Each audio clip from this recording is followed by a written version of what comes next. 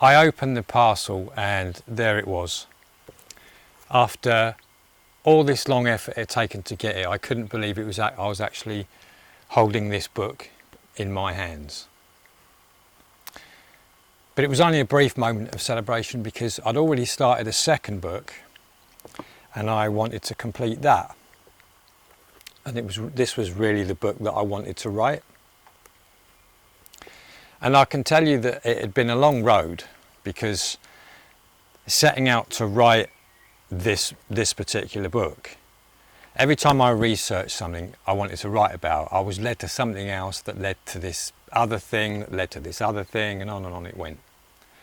After many months of doing it this way, I had so much information piled up that I thought, I'm going to have to write another book first as an introduction to this subject before I can really write the book that I want to write. So that's how that came about. But that's the book I wanted to write, and I wrote that second. So the first one is Big Brother, Big Banker, as I say, was the forerunner to scientific slavery. Now, I won't lie to you that these two books took nearly 5 years to write and get published, and I can tell you that at times I felt like they were going to take forever. There was no end in sight to finish them. I can tell you it wasn't easy. Now, sometime after completing these books, I looked through them and I was thinking about how the format of the books had turned out. The information was chronological. Both books referenced sequences of events over a long period of time. What's interesting about that to me is that I never really planned for it to be this way, and I didn't really have a structure in place, and I just kept writing and writing until they were finished. Now, I was writing a third book at the time as a follow-up, but I was beginning to think that there really must be a better way to write books, because these two had taken so long and were quite difficult to write. I just seemed to be writing and then I just stopped when I thought the book was done. Now, I was thinking about all the music that I'd created over the years and how I understand the structure of music, and when I start to put a song together I know where to put all the pieces of music in the right places. So I'm familiar with music structure and also with creating and structuring information products, but for some reason I hadn't made the connection to applying some sort of structure to writing a book. But I thought there's got to be a better way to write a book, because I was making it way too difficult for myself, which is when I started to look for and consume absolutely everything that was out there related to story writing, story structure, book writing, and all the rest of it. Now, I must have bought and consumed hundreds of DVDs and books over the years, but in the beginning I felt like I wasn't really finding what I was looking for, and I knew there was a structure out there to writing good books and stories, but I just hadn't found it yet. Now, at the time, I was reading this book by Joseph Campbell that I'd had for a while, and it's called Hero with a Thousand Faces. Now, Campbell studied mythology and found that all myths, legends and stories throughout time and place have a similar story format. Now, Campbell originally defined the classic sequence of events of a story structure that was called the monomyth. It's the idea that all stories are based on one story, and as we'll see later on, every successful story that you've ever seen, heard or read are all one and the same story, with different situations superimposed over the same story structure. Now, the monomyth has come to be known as the hero's journey, and the basic story architecture of the hero's journey is all about a hero going on an adventure who comes up against all kinds of obstacles and events, and eventually battling with a dragon, and then comes home a changed man who is transformed by the experience. Now, the many forms of media in the entertainment culture we know today are all influenced by the hero's journey structure. However, it wasn't until I discovered Christopher Vogler's book, The Writer's Journey, that everything really clicked into place for me. Now, Vogler had taken Campbell's work and updated the hero's journey to give it a much more contemporary feel, appealing to a more modern audience. Now, this book made sense to me because it was referencing and analysing story structure from a Hollywood movie perspective. Now, good movies are adaptations of stories of the human condition that have persisted throughout history for millennia. From there I discovered the whole world of screenwriting and discipline of writing scripts for Hollywood movies, and I fell head first down that rabbit hole. Now, when I'm into something, I go all the way, sometimes going too far and losing track of where I am, and I have to backtrack my steps back to where I need to be. But I started to understand story structure from a screenwriting standpoint and how they put movie scripts together, especially the big Hollywood screenwriters. So Steve, what does all that mean? Okay. What I learned from all this is that the fundamental element of all stories that have ever existed is that they're all stories of transformation. Understanding this idea is the key understanding of the concept of modern story architecture. Now, every movie that you've ever watched or gonna watch conforms to the hero's journey. All these movies reveal a transformation of the hero. If you analyse movies, you'll see that they all follow a story structure that has been used throughout all time and all ages. So it should come as a relief for you to know that you don't have to learn and study 1,000 different things about storytelling. You only have to learn one story structure if you want to tell your story. You can write and be the hero of your own story with this one story architecture. Now, the unique story that you can tell about your journey, the personal transformation about how you came to be where you are today, can be based on the hero's journey structure. So let's look at Vogler's 12-step hero's journey process in action so you can see what I'm talking about. The hero's journey is usually described as circular because the journey begins in the ordinary world of the hero, who then progresses through the special world, returning back to the ordinary world having undergone some form of transformation. I'll run through the hero's journey structure quickly and then give you a couple of examples. The hero starts out living in their day-to-day ordinary world, and then something happens to break through into his or her reality, which calls them to an adventure. There's a refusal of the call until they meet a mentor who gives them knowledge and wisdom to undertake the journey, which leads to crossing the first threshold into the special world. Now, once inside the special world, the hero will be tested. He'll make new friends and allies and also make a few enemies. That's when we approach the inmost cave to face the ordeal. Once the ordeal has been overcome, the hero receives their reward. Now we take the road back to the ordinary world where we have a resurrection leading to the elixir. So let's put all that into context and use George Lucas's Star Wars as a classic example to illustrate that journey.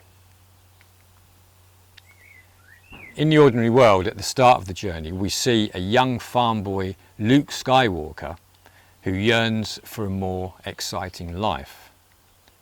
Luke is called to adventure from a recorded message from Princess Leia hidden inside the droid R2-D2. The mentor Obi-Wan Kenobi rescues Luke from the Sand People and explains to Luke about the Force, Jedi Knights and Luke's father. He also gives him a lightsaber. Luke refuses the call because he doesn't believe he's anything other than just a farm boy and must help with the harvest. Luke eventually decides to cross the threshold with Obi-Wan because when he arrives back home he finds his grandparents have been deep fried extra crispy. So he leaves Tatooine and makes the journey to Mos Eisley Spaceport, which is the new special world for Luke. Luke gathers allies to the cause, recruiting Han Solo and Chewbacca. Here the testing phase of the Road of Trials begins as the crew prepares to leave the planet, but they're pursued by enemy stormtroopers when trying to leave for Alderaan. On the way, Luke makes preparations for the events ahead as Obi-Wan teaches him the ways of the Force. The ordeal is the test that every hero must overcome. Luke and company draw on their skills to rescue Princess Leia from the Death Star. The reward for Luke's bravery is he joins the Rebel Alliance as a pilot, which readies him for the next part of the journey. On the road back, we find Luke is going to help destroy the Death Star. The Rebel Alliance launches an attack on the Death Star. Everything is at stake because if Luke fails, the Rebels will be destroyed and the Empire will rule the galaxy. From the experience of destroying the Death Star, Luke has undergone a transformation. Trusting the Force enabled him to take the first steps towards becoming a Jedi, and the elixir represents the success of the journey, and Luke succeeds at making a difference that matters. Now, as you can see, that Luke's journey, in the beginning, he didn't believe himself when starting out, but passing through all those new worlds and emotional states, he was transformed by the experience to believe in himself and become a Jedi Knight. So let's have a look at another example. Let's look at the Hunger Games. In the ordinary world, the hero of the story, Katniss Everdeen, lives in her ordinary world of District 12, one of the poorest districts in Panem. Katniss is called to adventure at the yearly reaping when her sister is drawn to be a contestant in the Hunger Games. Katniss doesn't want to see her sister suffer a grim fate, so she volunteers herself as tribute. Because of the given circumstances, Katniss isn't given any opportunity to refuse the call to be a tribute in the Hunger Games, although an internal fear of having to kill people might be present. Katniss gets on the train and she meets alcoholic Haymitch, a previous winner of the Hunger Games, assigned to be her mentor. Now again, crossing the threshold is the point in the journey where the hero crosses over from the ordinary world into the special world. Katniss is taking the train from District 12 to the capital. In training, Katniss is tested for her combat skills. Her only ally is Peeta from the same district.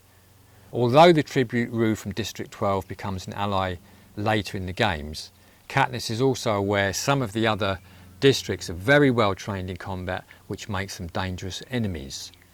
Other enemies can include the Game Maker and President Snow.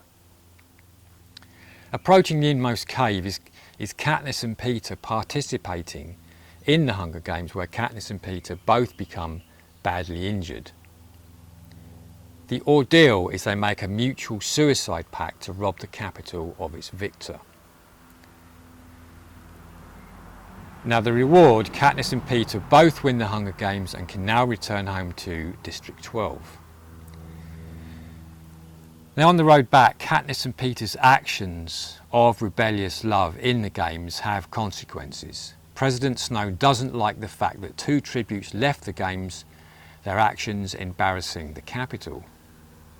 The resurrection sees us that at the beginning of the journey, Katniss was fiercely independent, but Haymitch advises her to proclaim her love for Peeta on the TV show.